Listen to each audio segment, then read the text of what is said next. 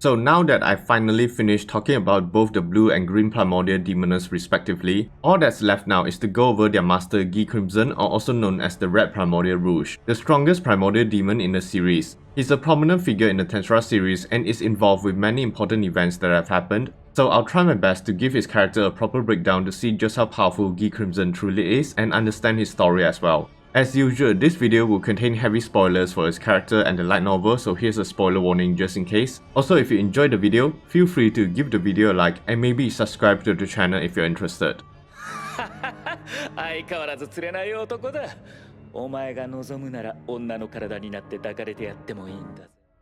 Now, before we talk about the current Guy Crimson, I wanted to first go over his origin and how he became known as the first true Demon Lord and earned the title of the Lord of Darkness. To start, we have to go back to before the world was even created, when it was empty and only the Star King Dragon Valdernava existed. Valdernava had created the 7 primordial angels from the Great Spirit of Light, but from his shadow, the Great Spirit of Darkness, he would spawn the 7 primordial demons, and Guy was the first of them to be born. And since his birth, his power was absolute and he was called the king who ruled over the underworld, but before he acquired that title, he used to constantly battle with Noah, the Black Primordial, for supremacy. However, their battle always ended up in a draw, but eventually Guy took the throne because Noah simply became bored of fighting and did not care about getting stronger. That's why Guy had always disliked Noah for his carefree attitude, but at the same time, he still respected him as someone who could fight him on an equal level, so they were something like friendly rivals. Having said that, he was also challenged by the blue and green primordial demons, but he completely crushed them to the ground without a second thought, and because they were defeated with their cause destroyed, they would submit to Guy and become his loyal servants after their revival. However, his time in the underworld ended when he was suddenly summoned to the material world by the great magician JAHIL to end the 100-year war of the Super Magic Empire. Now, although crossing from the spiritual world to the material world had greatly reduced his powers, it was still enough for Guy to fulfill the request. This is because he possessed the forbidden nuclear magic known as Death Streak, a destructive large-scale magic that destroys the souls of his targets, and using this magical attack, he easily destroyed the nations that opposed the Super Magic Empire and killed millions. As a result, he managed to acquire a large amount of souls, which allowed him to incarnate into the material world using 1,000,000 corpses. He would also awaken into the first true Demon Lord, lifting all his racial restrictions and evolving into a demon peer, but he still only regained less than 10% of his original powers. However, it was enough for him to break free from the summoning spell that bound him, and he decided to gather more souls to test if he could evolve again. And it was only poetic that he attacked the people that summoned him, so he wiped out one of the cities of the Super Magic Empire. It was during this rampage that he would hear the screams of the dying people Gia and realize that he could use this as his name. This was basically how Guy would acquire his name, and because of this, he was able to evolve from a demon peer into a devil lord, the highest evolutionary stage of the demon race. Now he has finally regained all the powers he once possessed when he was in the underworld, becoming a truly powerful being. And after his evolution, he decided to summon both the primordial demons that followed him and ordered them to wipe out the Super Magic Empire. It was on that day that the largest and most powerful nation in the history of mankind disappeared from the face of the earth. However, he wasn't impressed by their strength because, like him, both the primordial demons had lost most of their powers, but Guy was in a good mood, so he gave them bodies to inhabit. But after giving them bodies and even providing them with souls, they never evolved. So he decided to give them names as well. The blue primordial was named Raine because it was raining that day, and the green primordial was named Mizeri to represent the mournful cries of the grieving humans. The naming process worked, and both the girls would regain their powers, even evolving into demon peers in the process. Now, with the both of them by his side, Guy would travel from place to place, enjoying all the things that this new world has to offer. The two even learned many skills to become perfect maids and summon their own dependents to build up a sphere of influence, all in order to provide Guy with all the wealth and pleasures of the world. Eventually, Guy would meet the creator of the world, the Star King Dragon Valdernava, and he decided to challenge him. However, he was utterly defeated, and following the law of the demon race, his defeat meant submission, but his pride wouldn't allow it, so he asked Valdernava to simply give him death. But Valdernava was impressed by his attitude and strength, so he has offered the job instead to serve as the mediator of the world and prevent it from falling apart. Guy accepted the request and they recognized each other as friends on equal terms. Now, the only reason Guy accepted was because he loved this world and enjoyed the company of humans as well, finding their individual differences to be interesting.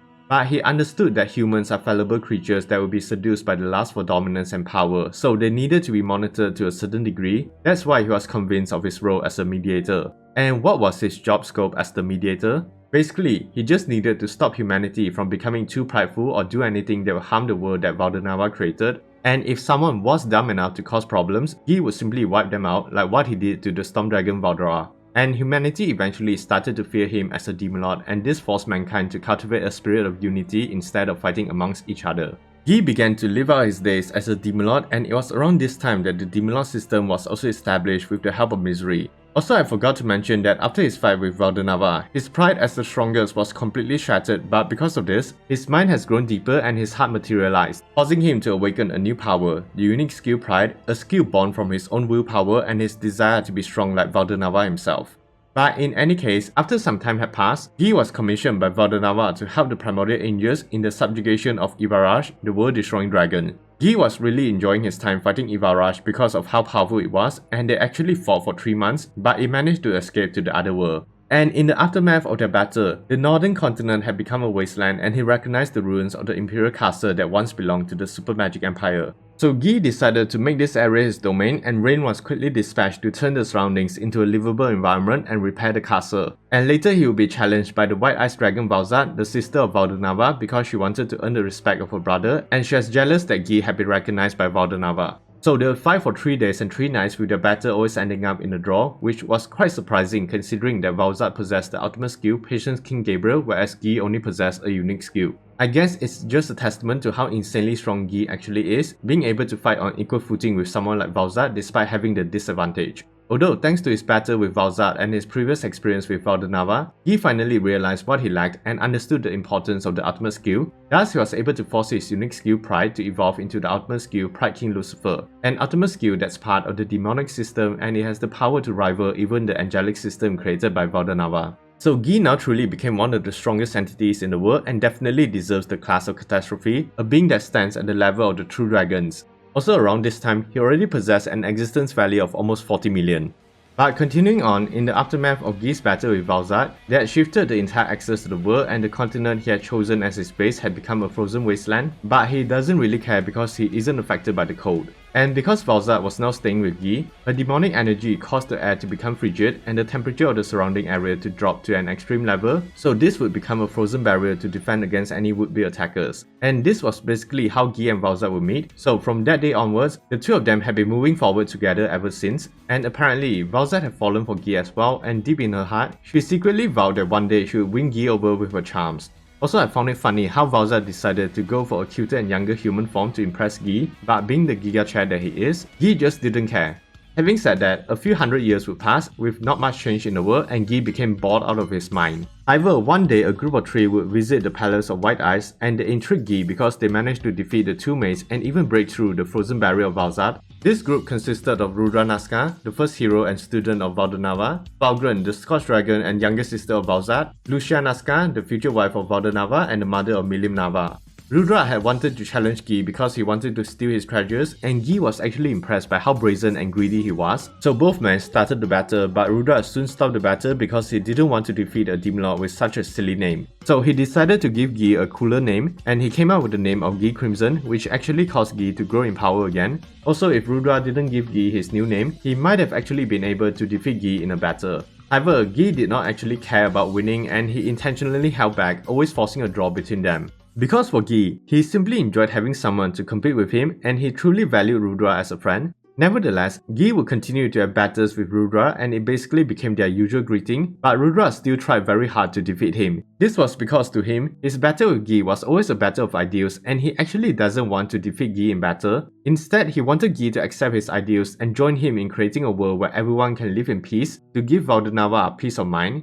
However, Ghee did not believe in such wishful thinking because he had experienced the greed of humanity firsthand, and even someone like Valdonava gave up on this kind of utopian dream. But Ghee knew Rudra was stubborn, so he didn't reject the ideals of his friend and decided to see how it ends. Although they eventually did stop their usual fighting when Valdonava married Lucia and lost all his powers, essentially becoming a human. Rudra now had the responsibility of protecting them and serving as the emperor of the Nazca kingdom. However, not satisfied without a winner, Rudra proposed that he and Ghee play a different game, and like I said, Ghee really considered Rudra to be his true friend, so he agreed to the game. So what are the rules of the game? Well, basically, the loser will have to follow the winner, and there are some additional rules like Ghee and Rudra were not allowed to have any direct confrontation with one another. Only their pawns can make any moves against the opposing side. They are not allowed to harm the world itself, and they win after eliminating all the pawns of the opponents. Also, Ghee will still carry out his job as the mediator if needed, as long as he doesn't interfere personally in their game.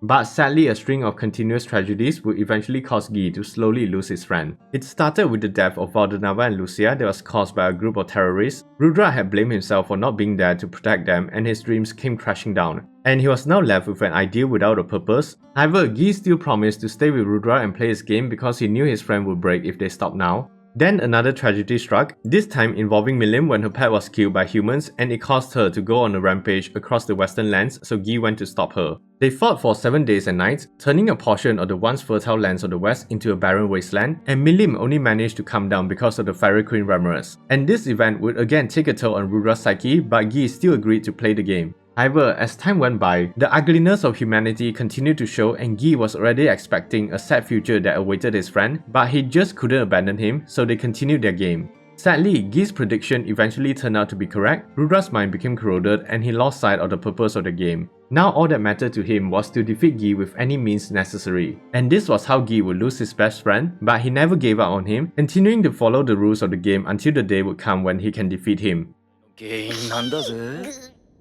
もちろん責任取って名前くらい考えるよな。